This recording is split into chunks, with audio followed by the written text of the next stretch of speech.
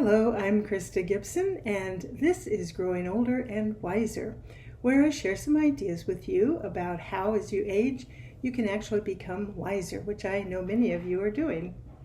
So, the topic I have today, I'm kind of hesitant to actually tell you what it is right away because I fear there are some people who will just turn this off and say, oh, Patui, I don't want to talk about that or hear about that.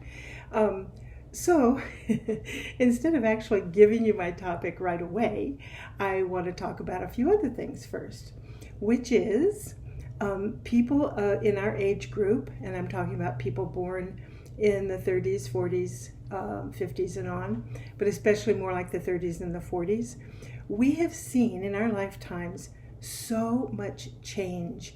There's articles written about it, how these generations, we are the people who in our lifetime have seen more new things evolve, especially technologically, than any other generation prior to us.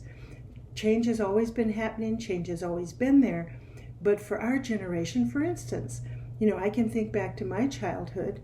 We listened to music either on the radio or with a record player on vinyl.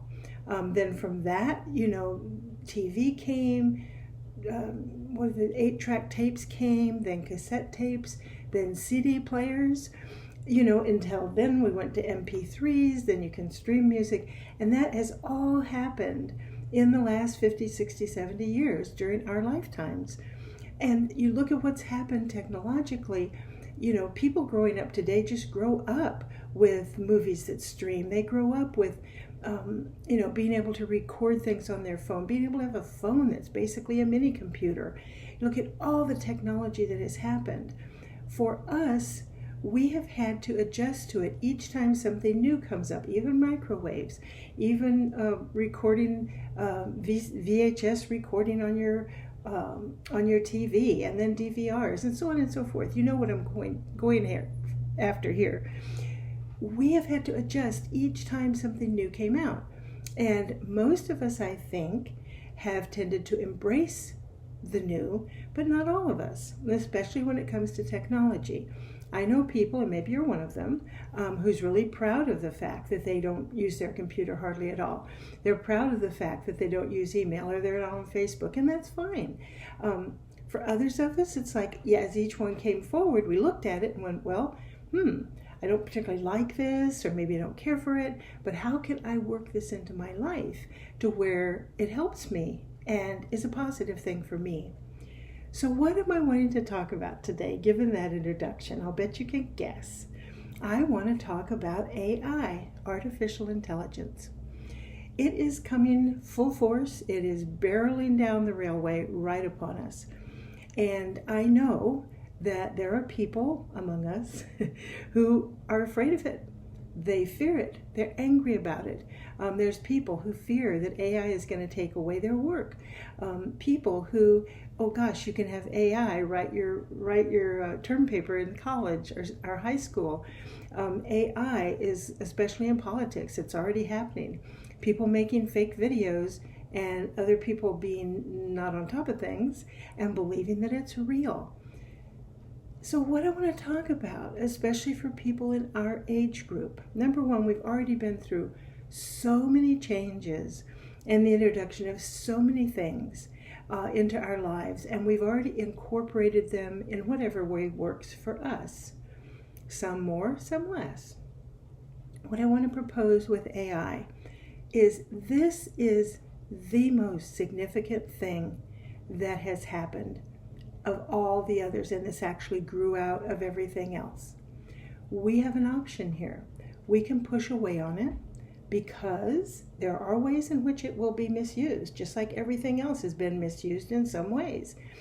Email, suddenly you have all this spam, you have all this stuff you didn't want. People misusing it, just like they used to send everything to your mailbox. Now they send it to you online. So AI can be misused. It will be misused. I've accepted that.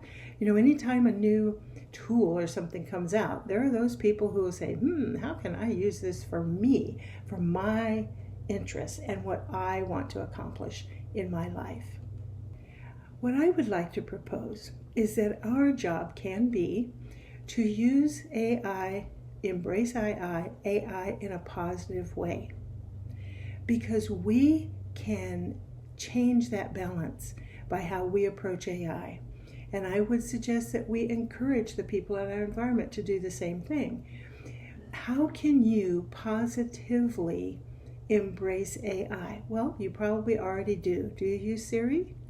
Do you use other kinds of features on your telephone that allow you to access information where, like giving you street directions, driving around? All of those things are a positive use of artificial intelligence. Now, granted, they're taking it a lot farther. I saw on TV the other day, there's now a machine where you can get a manicure, and you put your hands in a little thing and it comes down and does a manicure.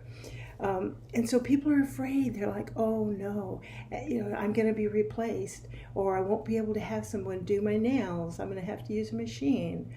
And then there's the people who, artists, and I totally get it, artists, musicians, any of those people, writers, where AI is going to attempt to take our places. Why should you sit down and learn to draw when you can go into AI and just tell it what you want and it'll draw it, right?